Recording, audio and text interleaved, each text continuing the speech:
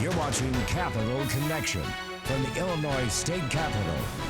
Once a decade, states start to divide up their voters as lawmakers, in some cases, pick their voters. Other states have independent commissions or bipartisan commissions or different groups that build those maps. And Illinois is just starting to dig in and have that process fight here again in Springfield. Joining us now is House Republican Tim Butler. He's working with House Republicans as this redistricting process comes up. Just starting with a baseline question, what's a fair map? Well, I think a fair map is one, obviously, that respects laws that are on the books when it comes to voting rights, when it comes to protecting minority populations. That's certainly a huge part of this.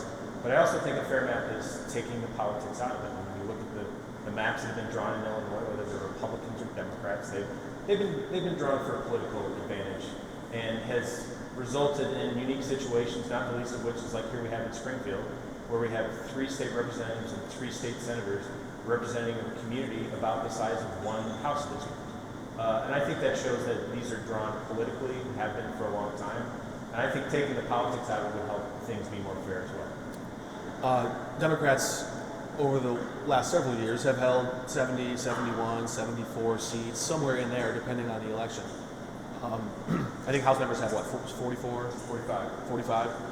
That's right, after picking up the one. So, in today's political world, if this map were more fair, what do you think that ratio would be? I certainly think it would be closer.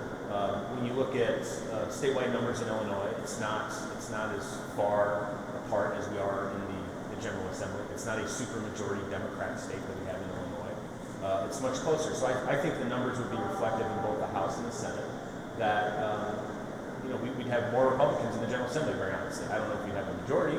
That's the hope that we would like to see to be in the majority. But certainly I think it would be more reflective and it would be a closer number than we have today. One of the interesting things about, so go back to the last map, and there was this big fight about fair maps. There was a ballot initiative. It went to the Supreme Court and all that. But one of the things that was interesting was hiding in the Constitution this whole time was this deadline.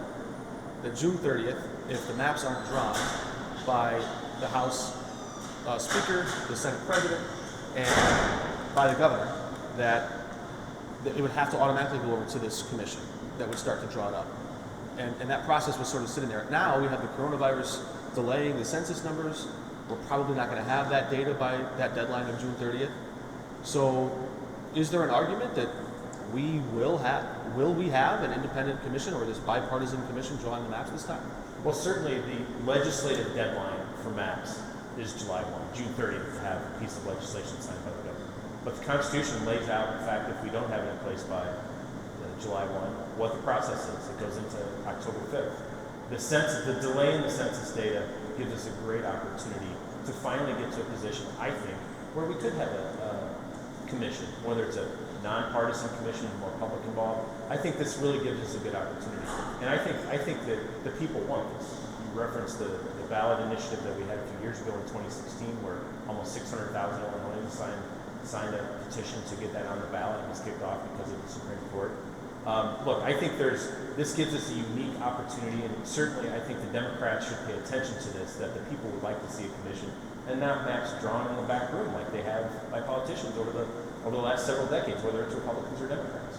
Senate Democrats are going around the state holding these public hearings to avoid that very appearance. They're going around saying we want to have public input, and it appears that they're heading toward passing the map anyways, even if that census data isn't in yet.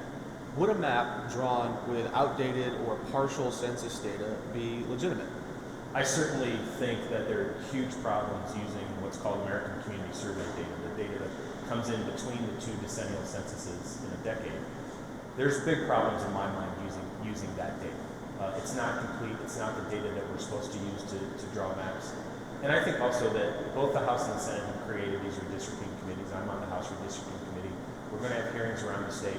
There's going to be some sort of act of transparency by the Democrats, I believe. But, having a hearing does not mean the public actually gets input on the maps. The process that the Democrats want to do this spring will continue to have the maps drawn behind closed doors, behind locked closed doors, and then produce maps where the public really won't have an input on it. There won't be a true collaborative fashion. It won't be a commission that gets it. And this is, look, like I said, I think this gives us a great opportunity to change the dynamic in Illinois. This is something that the public is clamoring for. The federal government, the U.S. House of Representatives, in the elections bill they just passed, H.R. 1, included a provision that would say all states must use commissions to draw congressional maps. That was supported on party lines by Democrats, including Democrats in Illinois, that support a commission. We have 32 House Democrat members currently in the Illinois General Assembly who have actually voted for a constitutional amendment to institute a commission. The Democrats need to pay attention to this. We need a commission. We need to figure it out. We need to work together to figure out what the best thing is for people so we can get a commission up and going. And like I said, not draw these maps in locked back rooms somewhere. You mentioned Congress. These maps, of course, won't just etch out the House and Senate races here in Springfield, but also the congressional districts. Right now, there are 13 Democrats in Illinois in Congress. There are 5 Republicans. We're going to lose a seat, we think. So from 18 down to 17. And there are some gerrymandering or redistricting experts who look at this process and think the Democrats can basically whittle the Republicans down into 3 districts and add a seat for the Democrats, 14 to 3 instead of 13 to 5.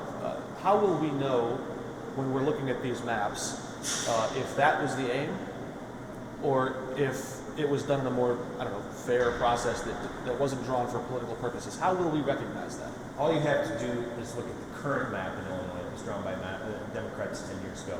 And specifically the district that I live in, and a lot of your viewers live in, which is the 13th Congressional District. That was gerrymandered by the Democrats, going from Champaign and taking slices of Bloomington Normal and slices of Springfield, all the way down to Metro East, to try to elect a Democrat. They weren't successful. Congressman Davis will have held that seat for a decade, the entire time. They're looking at that seat to even gerrymander it even more. Slice out Republican areas, get Democrat areas in there to try to get rid of Congressman Davis. That is the goal. I think no one is denying that. So the fact that they gerrymander districts, and again, this has happened on both sides over the years. We've come up with some incredibly drawn districts that really people can't believe when they see them. 20 years ago, we had a district that the town of Illiopolis was represented by 3 members of Congress, which is ridiculous. The town of Illiopolis' size to be represented by 3 members of Congress. We need to do much better than this. We need to do much better respecting communities, minority communities, absolutely, but also representing communities where they lie in the state. We shouldn't draw together districts that draw communities in together from way across the state of Illinois. The process is flawed today, and again, I think if we went to a process of a commission that involved the public, that involved more bipartisanship, we would see less gerrymandering in these districts.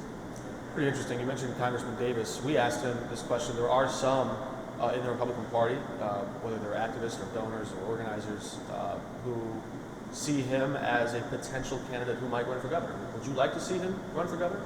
Look, I've known Rodney Davis for almost 30 years now. He's a good friend of mine. He would be excellent as governor. I love him as my congressman. I think he's obviously got some big decisions to make in the near future about what he wants to do and what his future is. But I would support him in whatever role he would like to run for. I know he'd be great at it. He'd be a great candidate for it, that's for sure. Do you have any grand designs at 22 for yourself? I enjoy what I do in the House of Representatives.